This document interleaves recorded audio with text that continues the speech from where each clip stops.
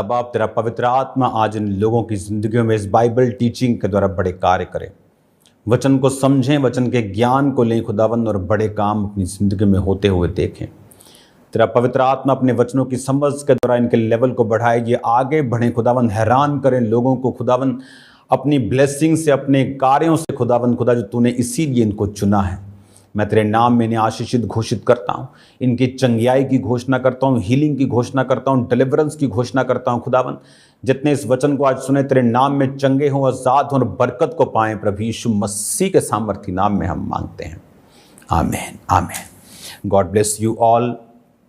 खुदावंद का रूह आपको ब्लेस करे। आप सेम नहीं हैं, प्रभु यीशु मसीह के सामर्थी नाम में आपकी लाइफ सेम नहीं है। और कॉन्ग्रेचुलेशन इस डेली बाइबल टीचिंग के लिए।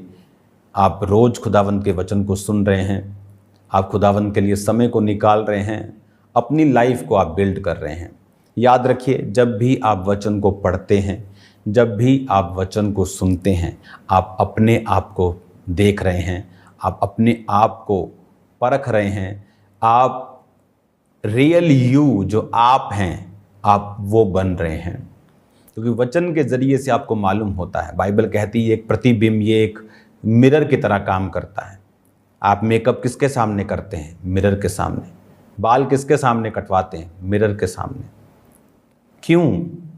क्योंकि आपको पता चलता है कहाँ कितना क्या करना है। आप बिना मिरर के, बिना शीशे के आप नहीं कर सकते ये चीज़ें।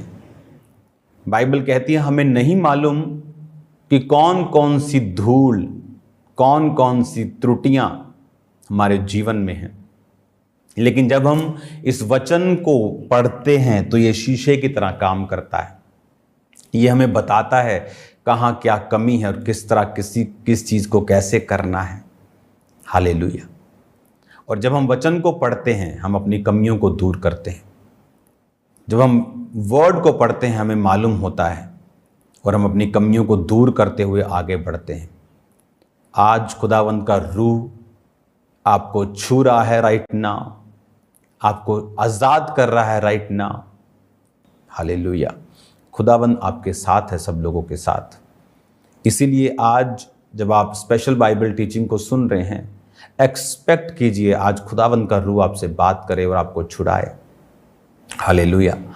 और जब आप मिरर को देखते हैं तो आप कमियों को दूर करते हैं। कहाँ कितना, कौन सा क्या मेकअप करना है आपको मालूम होता है। तो वचन जब हम पढ़ते हैं, हमारे जीवन में सेम ऐसी चीज़ें होती हैं।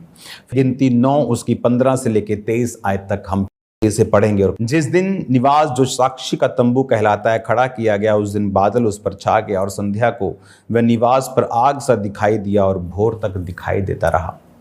ये उस समय की बात है जब परमेश्वर के जो 12 गोत्र थे वो तंबू के आसपास 3-3-3-3 करके रहते थे और लेवी उनके साथ होते थे। जब बाइबल कहती वो तंबू खड़ा किया गया प्रभु का भवन, तो बादल उस पे आया और जब वो बादल चलता था तो वो सारे इजरायली और लेवी उनके साथ चलते थे। जहाँ वो बादल प्रभु की महिमा का ठहरता था, वहाँ पर वो फिर से डेरे डालकर प्रस्थान करते थे।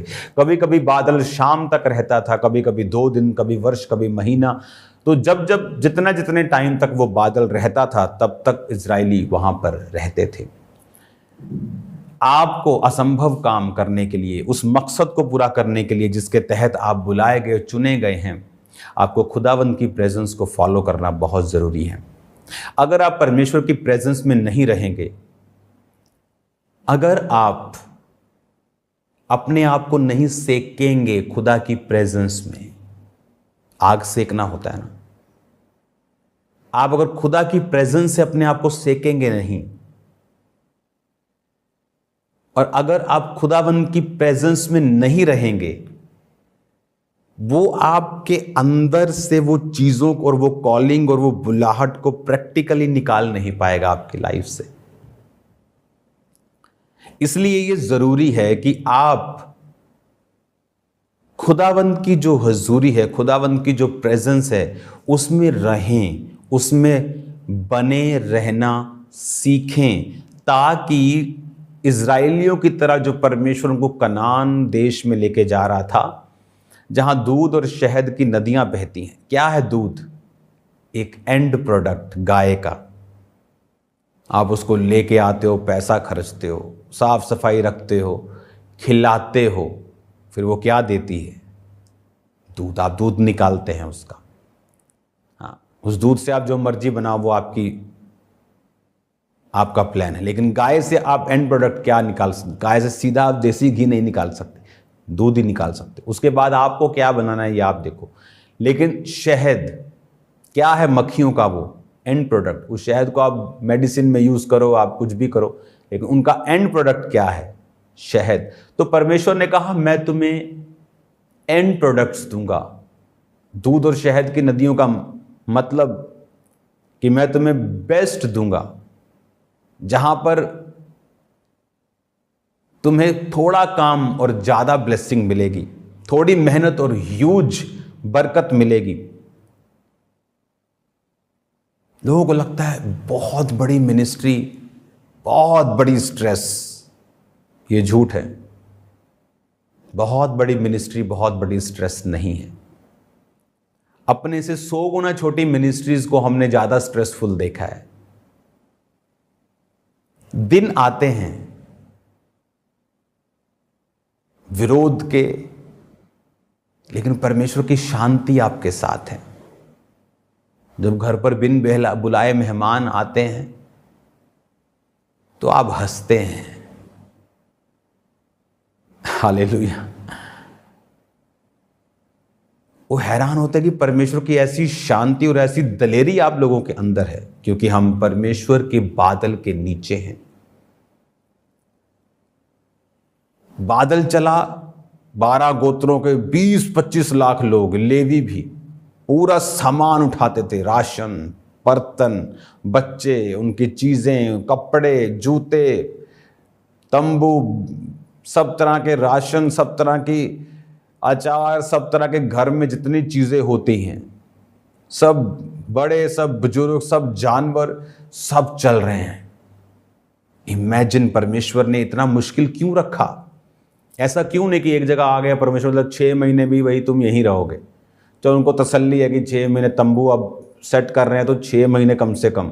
लेकिन लिखा शाम के टाइम, कई बार भोर के टाइम।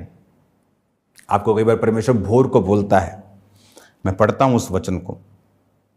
कभी कभी बादल संध्या से भोर तक रहता, जब वो भोर को उठ जाता था तो वो प्रस्थान करते थे। 21 आयत लिखा, जब वो भोर को उठता था तो वो प्रस्थान करते थे।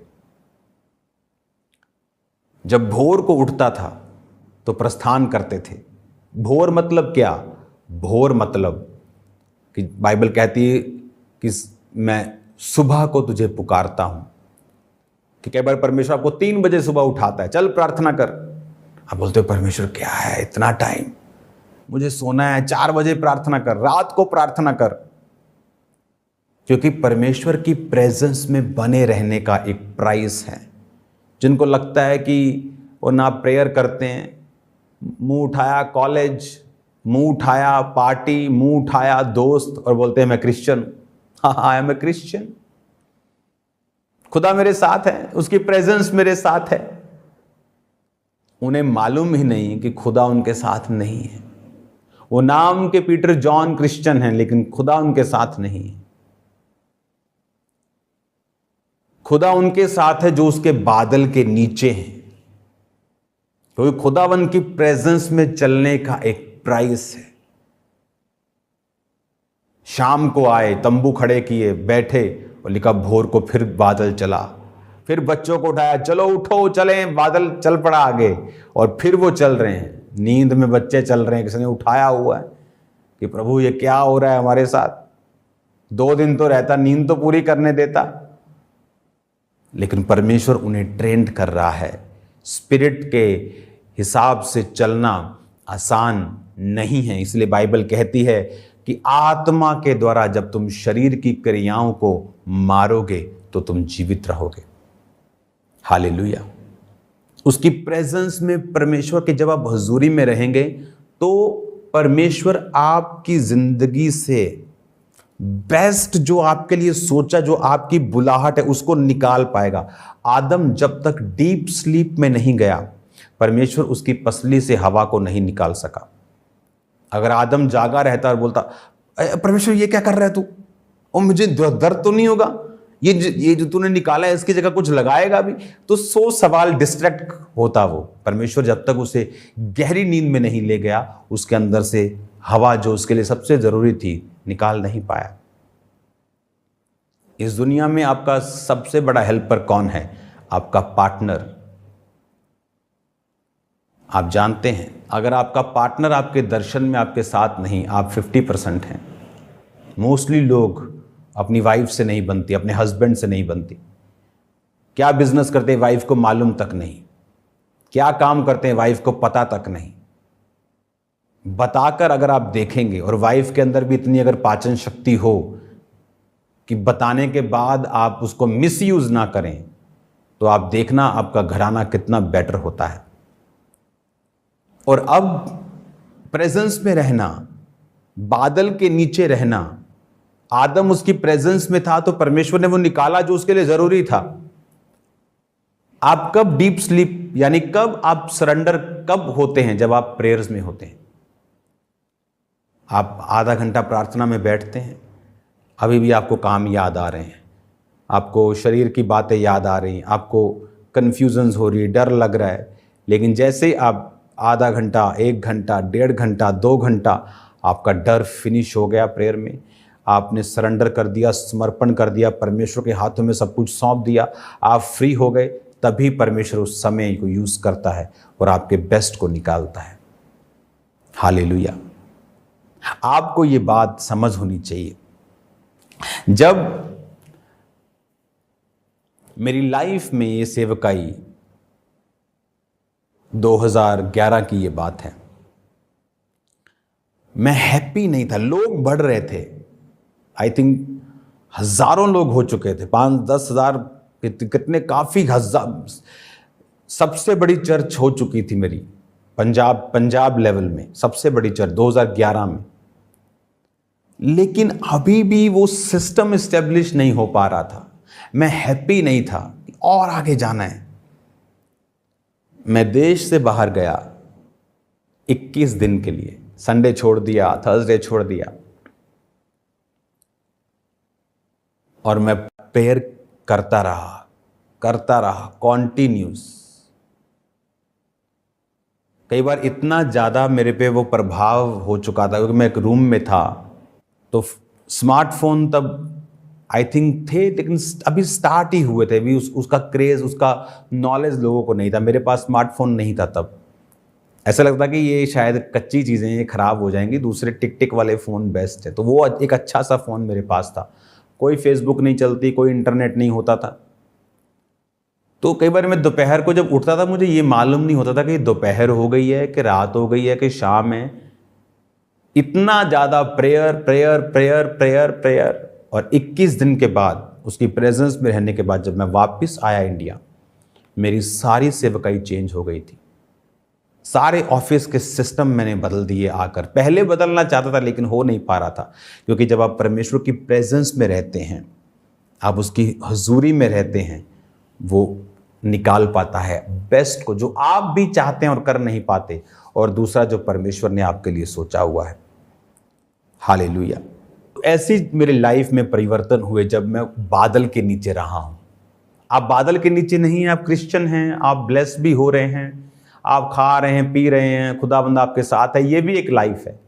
लेकिन ये भी एक लाइफ है कि खुदाबंद की प्रेजेंस से उन चीज़ों को निकालना जो खुदा ने आपके लिए रखी हुई हैं। तो 22 आयत में लिखा, जब बादल चाहे 2 दिन, चाहे 1 महीना, चाहे वर्ष भर, जब तक निवास पर ठहरा रहता, इजरायली अपने डेरों में रहते, प्रस्थान नहीं करते। जब वो उठ जाता तो वो प्रस्थान करते थे। यानी प्रेजेंस के साथ चलना, खुदाबंद की हुजूरी के साथ चलना आपको ब्लेस करता है। अगर आप उसकी प्रेजेंस के साथ नहीं चलते, आप ब्लेस नहीं होते। आपको खुदाबंद की प्रेजेंस को साथ लेकर चलना है और आप ब्लेस्ड होंगे। God bless you all. खुदाबंद आपको बरकत दे, वो आपको ब्लेसिंग दे। इस वचन के ज़रिए से आप बहुत बड़ी बड़ी ब्लेसिंग्स को पाएं। और ये वचन सिर्फ अभी के लिए नहीं, मैं आपको बता रहा हूँ होली स्पिरिट की अगुवाई से, ये सालों साल लोगों की ब्लेसिंग्स का कारण होगा। लोग इसे सुनेंगे और आशीषित होंगे और समझेंगे परमेश्वर की योजनाओं को। God bless you all. खुदावन के हाथों में मैं आपको सौंपता हूँ। खुदावन आज शाम को जितने लोग प्रार्थना पहाड़ की प्रेयर्स के साथ जुड़े, यीशु के नाम में लोग डिलीवर हों, आजाद हों, चंगे हों, शॉक्ड हों खुदावन तेरे कामों को देख के। यीशु मसीह के नाम में लंगड़े चले, अंधे देखे और कोढ़ी शुद्ध हों। आज शाम की प्रार्थनाओं के लिए जितने लोग सुसमाचार को फैलाएं, शाम की प्रार्थना के लिंक को शेयर करें, लोगों को इनवाइट करें, वो भी आशीषित हों प्रभु यीशु मसीह के पवित्र नाम में। आमीन।